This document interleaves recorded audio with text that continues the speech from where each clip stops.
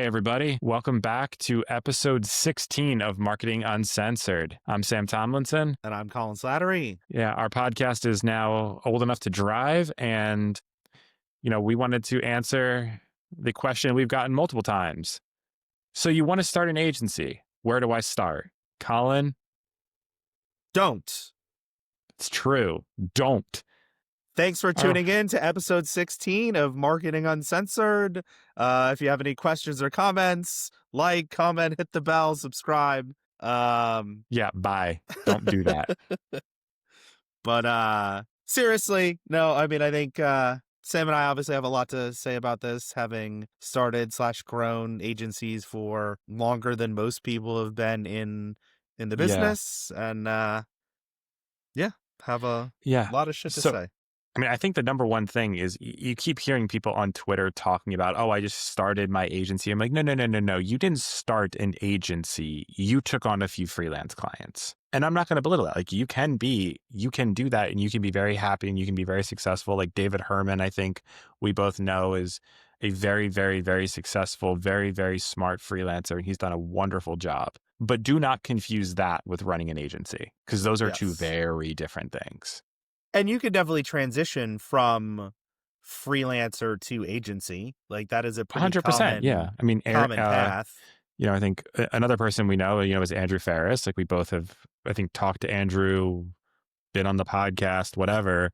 And I think he has gone from I worked at a big agency in CTC to I'm doing my own like little freelance thing with his agency. And now he's actually bringing on partners and giving it a go. But I think the first thing to remember is if you want to start an agency, like be prepared for shit to suck. I also did the freelance to agency path.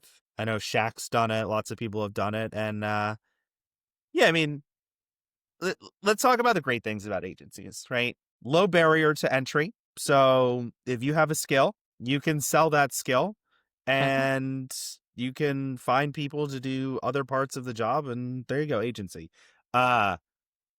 Great cash flow if you're doing it right. Great cash flow, right? Like much better. Much better cash flow than a brand. Exactly. Yeah. You have no COGS. Your margins tend to be, very healthy. Yeah. Especially relative to a brand. Like I'd say probably double brand side. With significantly less capital outlay requirements, right? Like you don't have to order inventory 6 months in advance and float, hundreds or millions of dollars in inventory on a balance sheet. Yeah. Your outlays are pretty consistent with, your revenue growth. Right. They should pretty much scale. Yeah.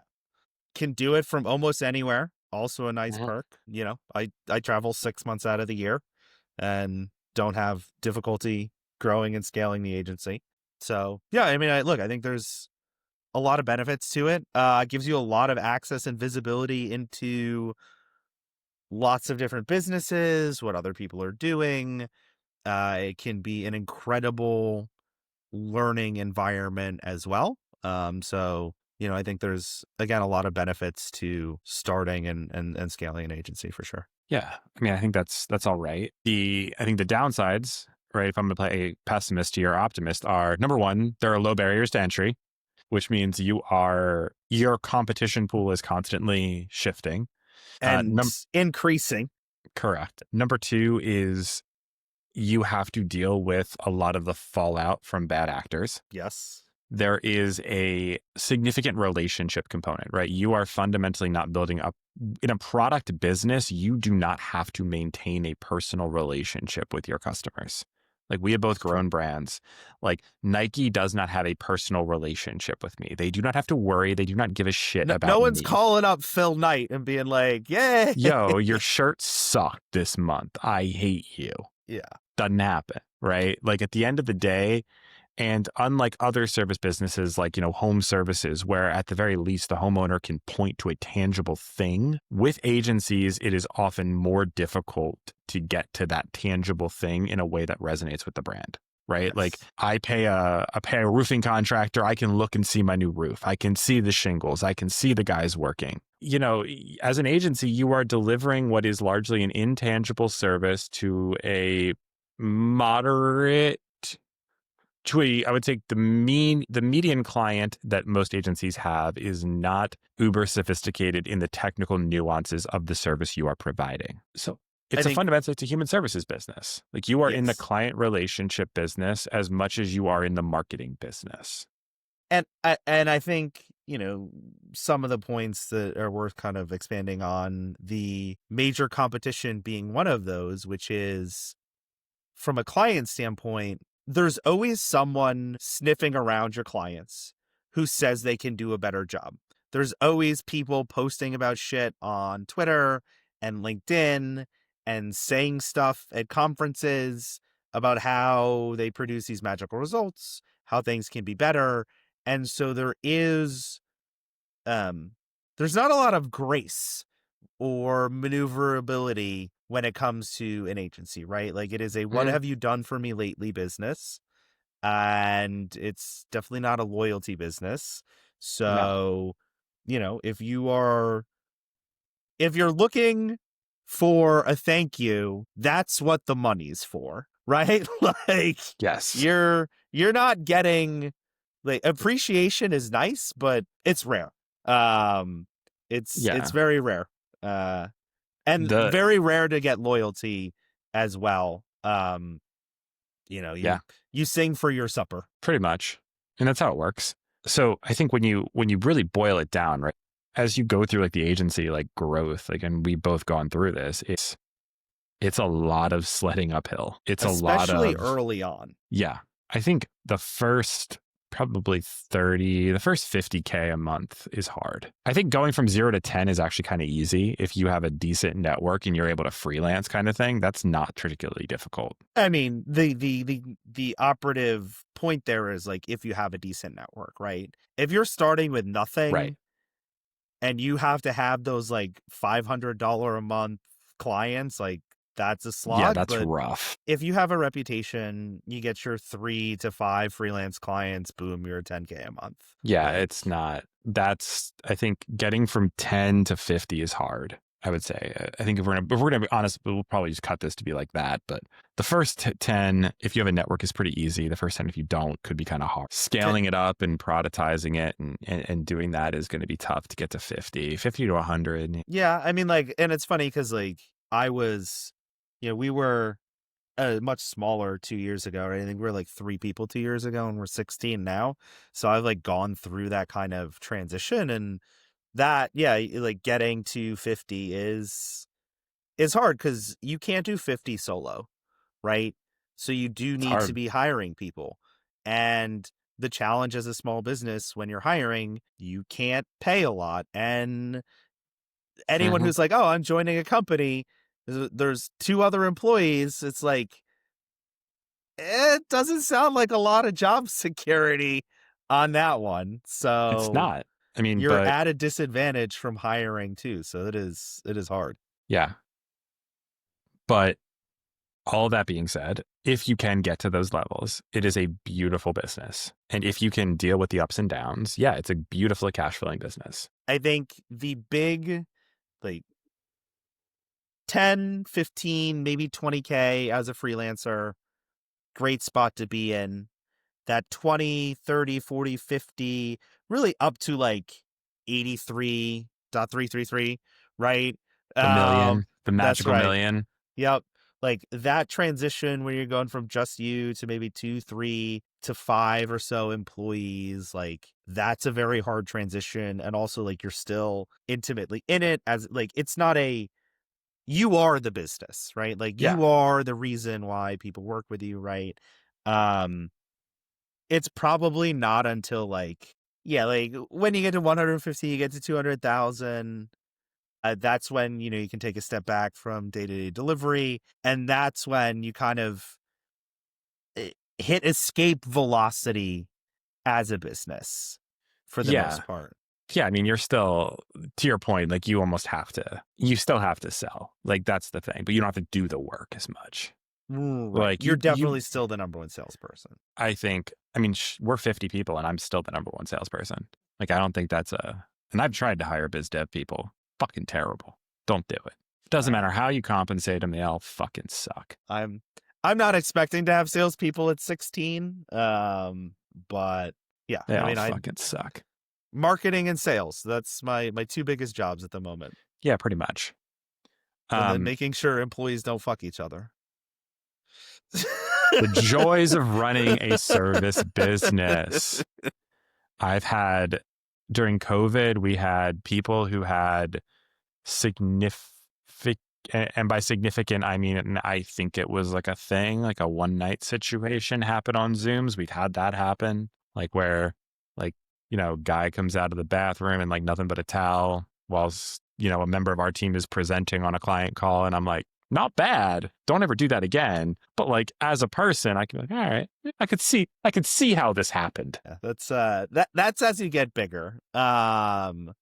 So I mean, I think the people who are looking to start, probably not really concerned about the 16, 20, 50 plus number of people. And I do want to stress, like, I think if you can get to 10 people, right, you should be able to get it to 20, 30 people. Yeah. I Like, mean, the problems change, but I think if you get everything to a certain breaks. size, you've kind of demonstrated that you have at least an offering that people are willing Yeah. to pay for. Yeah, you have product market fit for sure. The challenge, I would say, like when I first came to, where Shopskin started scaling this thing, we were less than 10 people, or we were about 10 people. Everything and I was at a conference and was talking to a guy named Dan Golden, and he told me something that I thought he was full of shit at the time, but he was 100% right, was the rule of 1 and 3. Whenever you go from a number that starts with a 1 to a number that starts with a 3, everything fucking breaks. Just be ready for it. So when you go from being a solo practitioner to having 3 employees, everything you fucking did breaks. Everything that you thought you did as a solo person when you have 3 employees breaks. When you go from 3 to 10, everything breaks because now you actually have like people who are in charge of other people, and you are at that escape velocity where you are definitely not in the day-to-day service delivery. Whereas with 3 people, you probably are. Right? Then you go from 10 to 30. Now you have middle management. Shit breaks. We're in the middle of going from 30 to 100, and I can assure you everything is breaking. And I think that is, I would almost say, even like a broader point, which is there's always something on fire, right? Mm-hmm. Oh, yeah. Like from the pretty much the moment like you start freelancing, and maybe not so much freelancing, but even a little bit then. Even a little bit. But like we've gone again from like 5 to 16 in the last year. Something is always on fire. And usually multiple things, and you kind of have to just like prioritize what fires are being put out and which fires are just gonna let smolder and hope they don't explode. Yeah.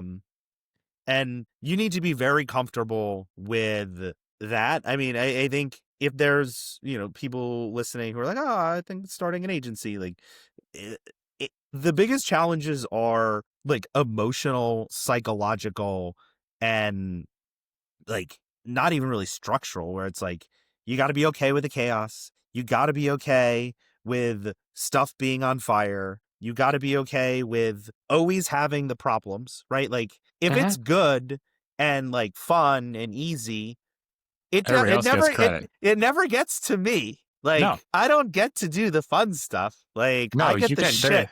Yeah, correct. Shit flows uphill in agencies. Yes. That is a very different thing from brands where shit flows downhill. Yeah.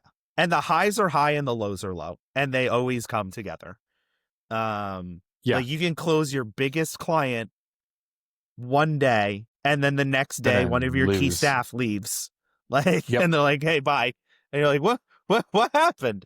And that, welcome to agency life. That's what happened. Yeah, that's agency life. I would say it is you have to be okay with never being comfortable. Yes. Complacency is death. You're basically a shark. If you stop swimming, you die. Well, and everything's evolving too, right? Like my job now is materially different than it was even 6 months ago. Like I do completely different. Well, I mean, the balance of the work that I do is very different, and there's The stuff that I distribution didn't changes. do. but Yeah. like I'm in a different role now, and like, you know, I can't make off-color jokes on team calls because there's a lot of people on them. I save the off-color jokes for here. You know, but See, it's much better. no Yeah, it's HR different. no HR issues. Yeah, I mean, we've had people come into the office. I'm like, who in the world are you? And they're like, we hired you. I'm like, oh, that's cool. Welcome. Nice to Yeah. meet you.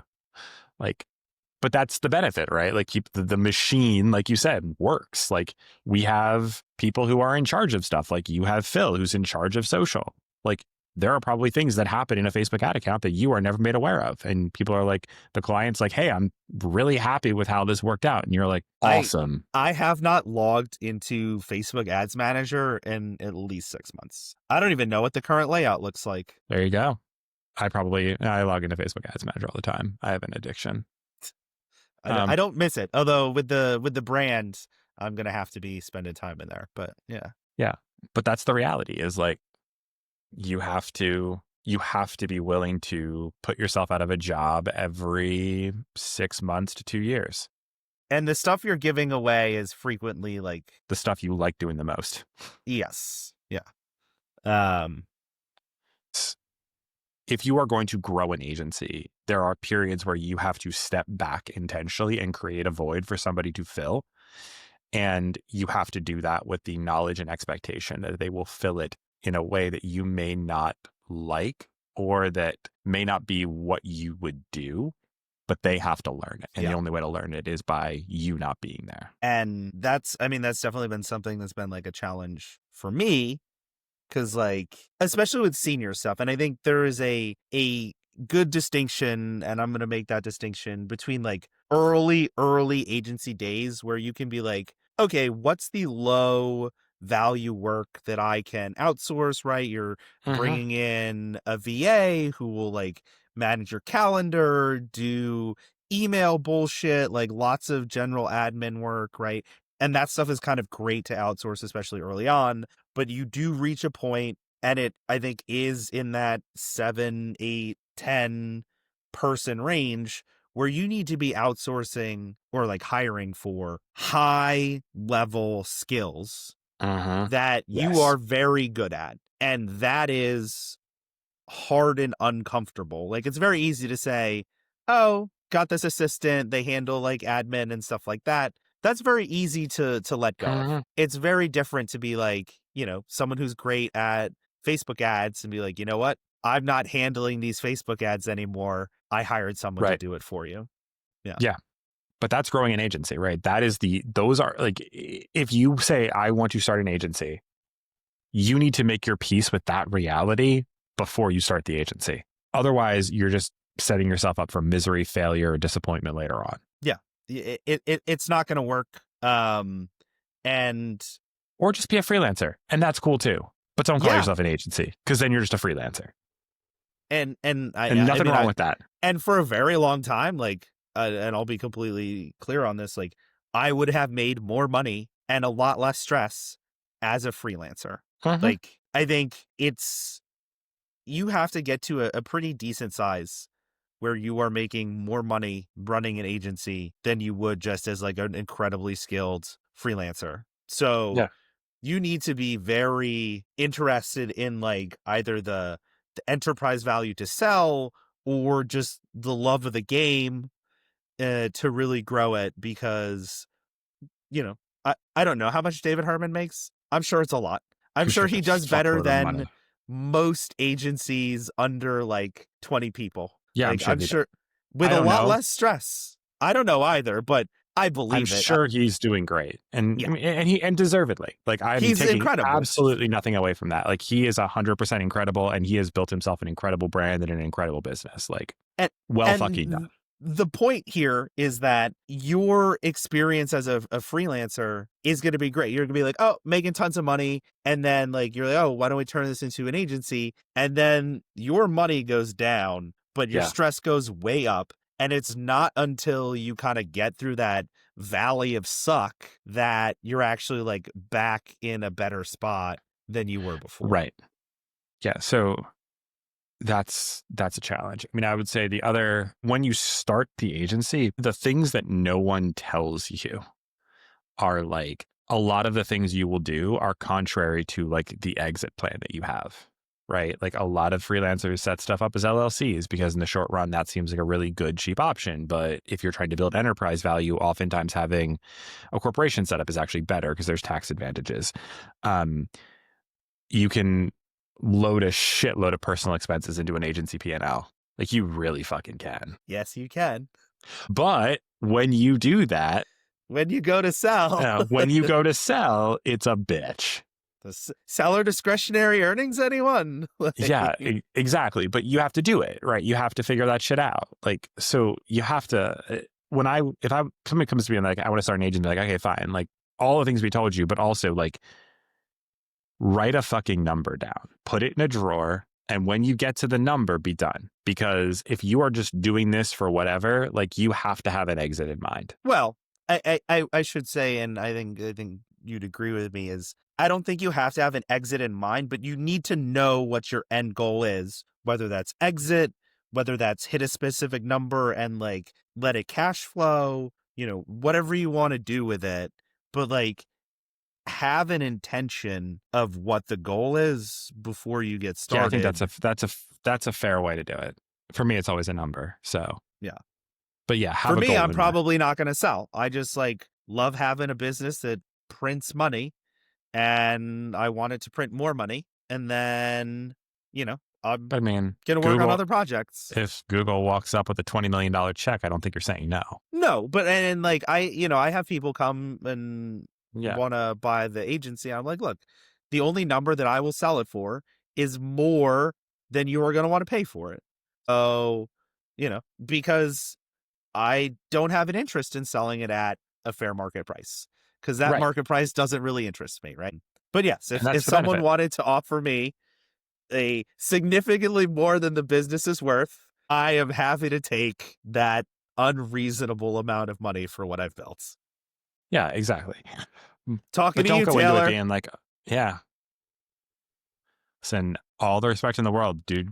Dude made bank. Oh, well, I was talking more to offer me an unrealistic number for my business. Oh, because now I think he's starting to buy stuff now. Yeah, now he's on an acquisition spree, which it's how it goes. I think that's a big part of it. Like if you're starting an agency, you have to have a clear goal in mind. And I don't think, and I've made the mistake, maybe not the mistake. It's probably a mistake. Yeah, it was a fucking mistake. Like, don't build a service business to go do other shit with it. Like this is the mistake that I think every agency owner falls into because for so long agencies have been shit on is like, I'm going to have an agency and then I'm going to turn around and use that agency to start a brand.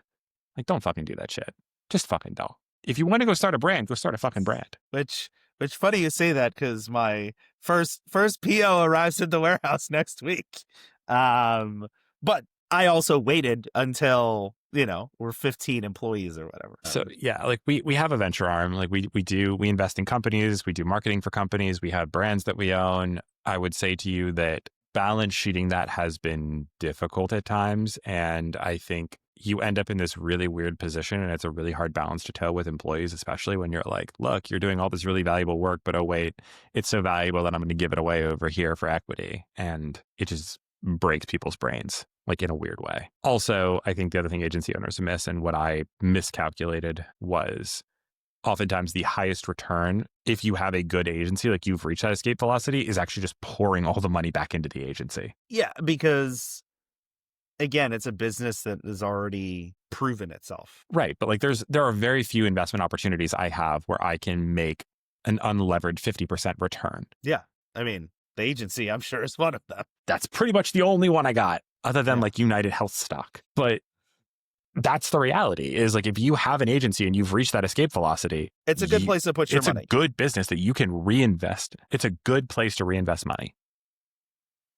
And you can build a very nice life. I mean, you can build a wonderful life off of it. So, I mean, I think the mistake that people make is like so many agency owners that I've talked to, like even people like in the Foxwell group who are like awesome owners. They're like, yeah, I'm just doing this so I can insert thing here. I can start a SaaS business. I can start a brand. I can do what Zach Stuck did.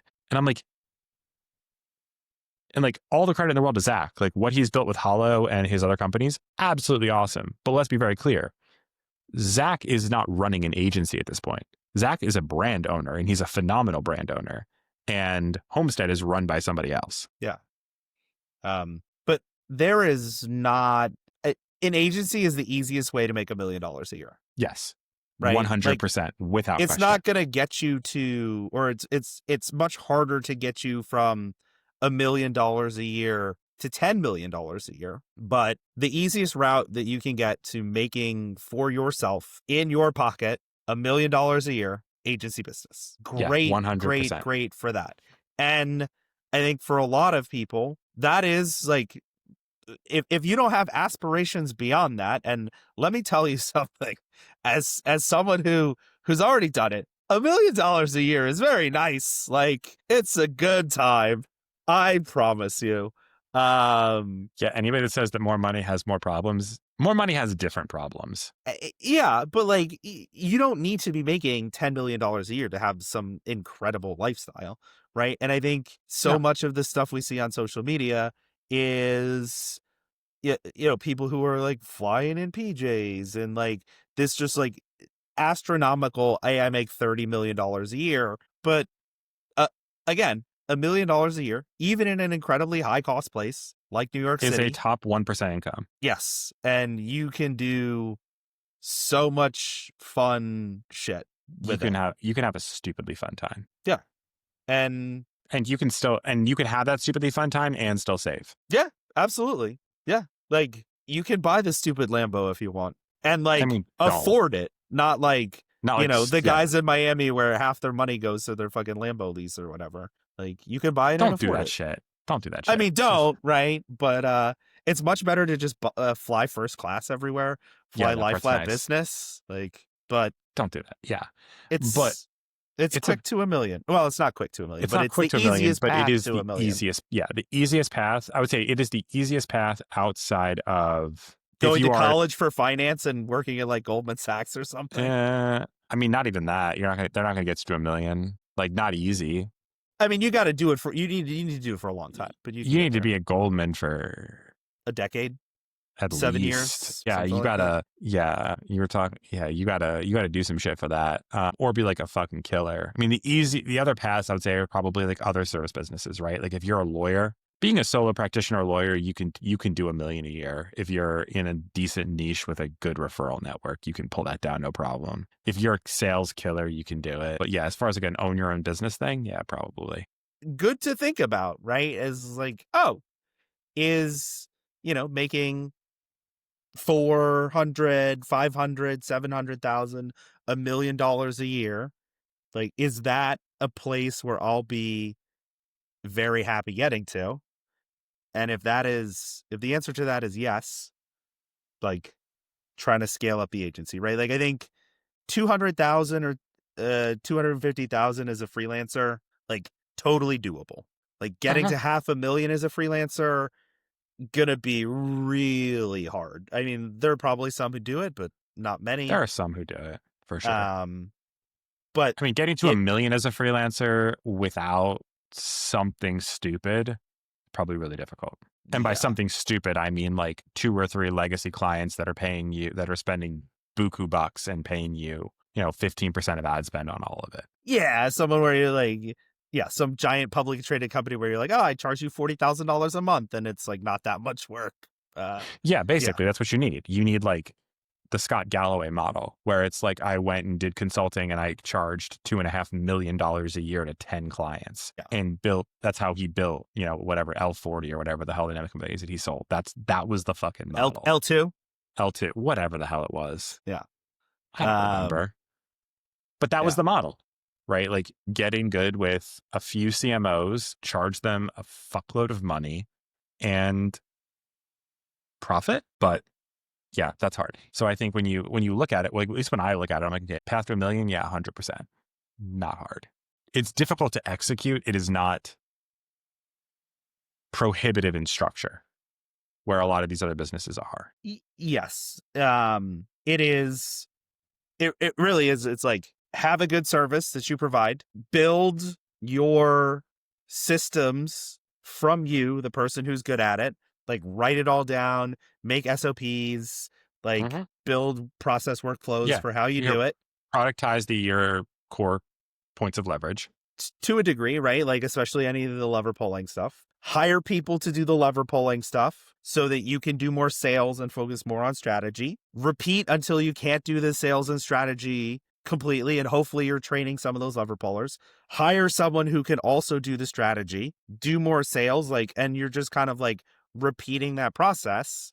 Yep. And welcome to a million after, maybe you get lucky and it's like pretty Few quick and it's a years. few years.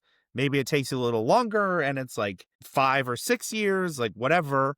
But it is like there's nothing that complex about No. the process to go from, $1,000 a month to $250,000 a month. It's just kind of iterating and looping on the same thing over and over again. Yeah, that's really all it is. I mean, at some point we have a bunch of service lines, which is both good and bad, right? You got to kind of pick. Like we've got web development, we've got traditional media buying, we've got digital, we've got creative, we've got email and SMS and like retention. So you end up with like basically looping the same thing 5 different times. And it's just a pain in the ass. And I think it's important to note too that like you definitely do not need more than one service line to No. get to that size. I mean, the businesses that we're talking about, right? Like an agency that does 3 million top line and 1 million in profit, that is such a small business. Yeah. Like in the eyes of the IRS, and what is it? 250 is the break for small business, or is it Yeah. 300? I think it's 300. Yeah. The IRS considers a business with under 300 employees to be small, right? So your $3 million a year, 20 employee 9-person agency, business. so small. Yeah.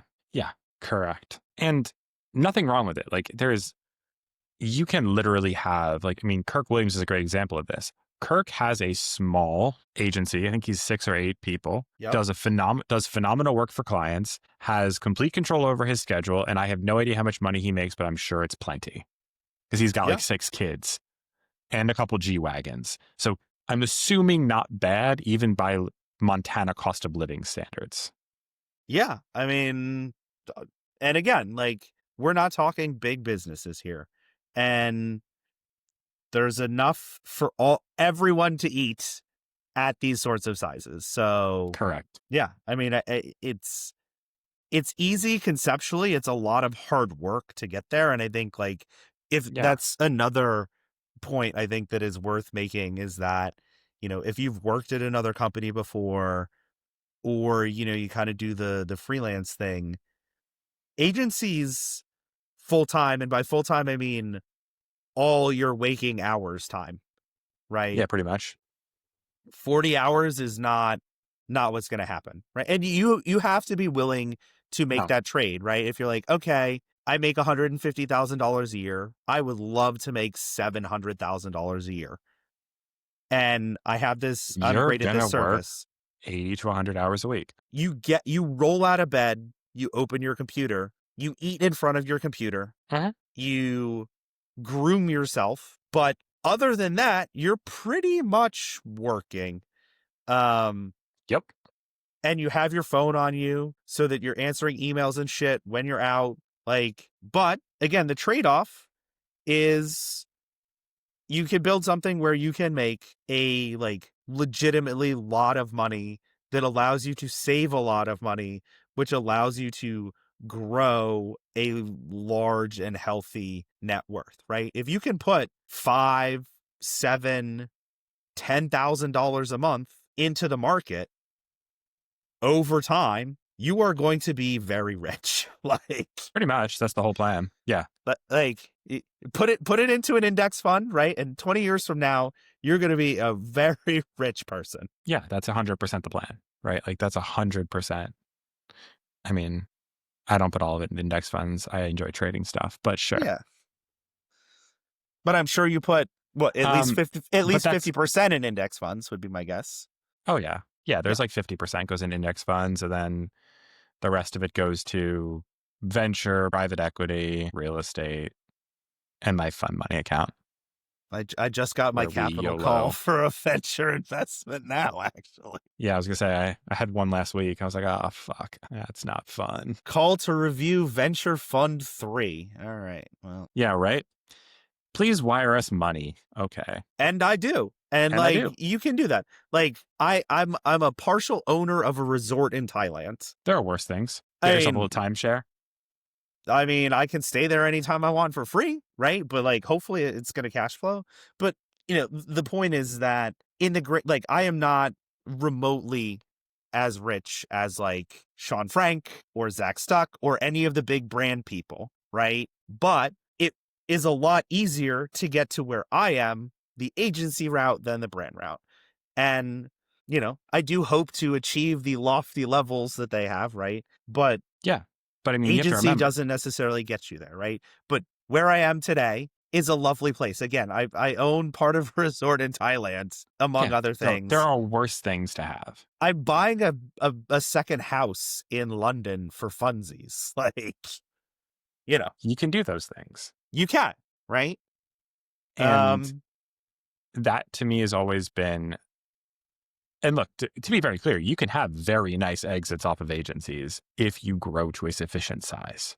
yes. And you run them efficiently as well. Even if you're not planning to sell, and again, this is something I've always thought about, is you build your agency like you are going to sell it, because it's going to make you make better decisions with capital allocation. You're going to be less wasteful, right? And and even though I'm not really planning to sell, right? But everything I do is like, if I were to sell this, like, what would a buyer think about it, Mm. right? Because you build a better, more sustainable, more profitable, less stressful business for you when you're building it thinking about selling it. Yeah, and that's 100% why I just say start with the outcome. Like, because you will make better choices in the long run, even though they do feel less good in the short term. Although I do have one exception to that, and that is jam as much shit you can into that entity. Like, use those pre-tax dollars wisely. Not saying don't, just document the shit. So when it comes Yes, time yeah, to backing the out, it's not hard. that's right. And yeah, agency, you can put so much stuff into the entity. It's great. Yeah, which please follow. This is not tax advice. We are not tax Yeah, professionals. Please But consult your CPA and your tax attorney on this, like, disclaimer. so yes, agencies are a beautiful business. I They think are an you incredibly stressful business. yes. So put that up there. But yeah. I mean, but if you are good at something and you enjoy doing it and you want to do that thing, agencies are the best route to do it. If you just want to be a brand owner, don't start an agency so that you can go do a brand. Just go fucking start a brand. And if you don't have the cash to do it, then freelance until you get it and then just go start a brand. Like, if you want to be like, I want to do B2B SaaS, awesome. Fully support you. Don't start a tech agency so you can build your B2B SaaS, like, so you can cannibalize itself. It's like the snake eating its own tail. Like, that's dumb. Just go start the B. Like, do the thing you want to do. Don't use Code the agency as like an SaaS. intermediate point because you're never going to be able to get it to that point. Yeah, just don't do that shit. It's just going to end up miserable. And then speaking of the other parts of misery, Oh yeah, let's talk we've misery. both had these parts. Yeah, the other misery points, which are, it is a business, right? Like, while it is a cash flowing business, there are months when it does not cash flow. There are months when you will not have clients pay bills. There are months when clients will screw you on invoices. There are months when clients will leave. There are months where you will not get a paycheck. That's what happens. I mean, I've been public about this. I had to put $150,000 into the business in the last quarter. Like, it happens, right? And scaling up, you lose a couple of clients, and concentration in clients in agency space is a real problem, and one that you definitely have to be aware of as you're growing. Like, yeah, clients will definitely stiff you at the end of it. In fact, I'd say I don't want to say like half, but a not insignificant percentage of clients will not honor their obligations on the way out. Yeah, that's correct. Whether that's honoring the out terms in your contract, or paying the final invoice or, a host of other terms, right? A large percentage are not going to do that, right? Like you're going to get screwed over. Like, and it's going to happen again and again and again, right? Like it's just part of It's going to suck. it's part of the eating shit that is like running an agency. Necessary to run an agency. Yeah. I mean, my potentially controversial advice is, number one, if you run an agency or any kind of service business, get paid up front before Yep. you do work. Please get paid up front. Like, you are in the knowledge business. The repossessing of knowledge is not something we have the technology to do. Yes. So until that shit happens, get paid up front. Number two, put out terms in your contract. 30 days, 60 days, 90 days, I don't give a fuck. Just put something in there, because the only way, if you are scaling an agency, to support zero out is to overload your client roster such that you could have clients leave and be able to pay your bills. Oh, get a line of credit. Do that. And get it when you don't need it. And you can increase it in size as you grow. I think it's under 250,000. You don't even need You don't need to really PG any that shit. documentation. Like, Yeah, it's just have a super line of easy. credit. Like, because cash flow is inconsistent. Your expenses are not inconsistent. Sometimes clients won't pay for 60 days or something. And you need to be able to cover those deficits because your expenses don't stop, right? Like your Correct. employees expect their paycheck every 2 weeks. Every 2 weeks. Yep. Like you can't be like, oh, so-and-so didn't pay us, so you don't get paid. It does not work like that. Not how that works. Unfortunately. Yeah. I mean, no, you as the agency owner don't get paid, but the employees still get paid, which is the... Yeah. And you get whatever is left over. That's how that works. Leaders eat last. Yep. Good job, Simon Sinek. You actually named that book right. All right. So, and then the other one is, you will have to dedicate a progressively larger share of your time to doing shit that either you hate doing or that only you can do. So like, you will spend more and more of your time doing sales, creating content, speaking at conferences, networking events, dealing with only problems you can do, talking to lawyers, talking to accountants, tax dealing planning. with personnel problems in the company. Correct. That is what you do more and more and more of. Yeah. Just learn to fall in love with it. Otherwise, it'll be miserable. The only things that come to you are the worst problems. So the only thing you get to deal with are the things that are bad, right? Correct. And that's how it works. Because if we're an easy problem to solve, someone else on your team one of the has smart already people solved you hired it has solved it. Yeah, exactly. It's done. Yeah. That buck does not make it to your desk. No. The only easy day is yesterday. So it's a beautiful business. It's a fun business. It's a business that's very rewarding and potentially very lucrative, but it's fucking hard. Like, you're going to crawl over broken... It's always different. Yeah, you're going to crawl over broken glass for like long periods of time. The highs are high, the lows are low, but the reward is substantial if you're willing to stick 100%. It out. Yeah. And the other part that no one tells you is that it gets easier and more difficult as you scale, right? Like, for instance, if you're 50 people and you need to expand by 10%, that means I have to hire 5 people. Finding 5 rock stars is exponentially harder than finding 1 rock star. Yep. That's 3,000 applications right there, probably. Yeah, it's 100% what it is. Yeah. So many more interviews and everything else. But again, the rewards are there if you're willing to stick it out and you're willing to do it and you're willing to walk through the valley of shit. It's a great business. Just be in it for the right reasons, with the right approach and with the right end in mind, and you'll be fine. And if you've listened to this and everything we've said and your response is, hell yeah, then go do it, right? But if your response is, oh, wow, that sounds not great, then just don't. I don't recommend it, right? Like, just pick something else, freelance, go work somewhere. That's totally fine. But if you're not a hell yes, you're a fuck no. Yeah. Yeah. Just get out of the business now. Like, it is And there's nothing wrong with it, right? Like we said, you can make a beautiful living working for somebody else. You can make a beautiful living as a freelancer. You can have a wonderful living as a brand owner or as a SaaS owner. You can do any of those things. But just do the right thing for you. Don't just do an agency because you think it's what you're supposed to do. All right. So now that we've hopefully either inspired you or sent you screaming away in terror, have a great rest of your week. Thanks for listening to episode 16.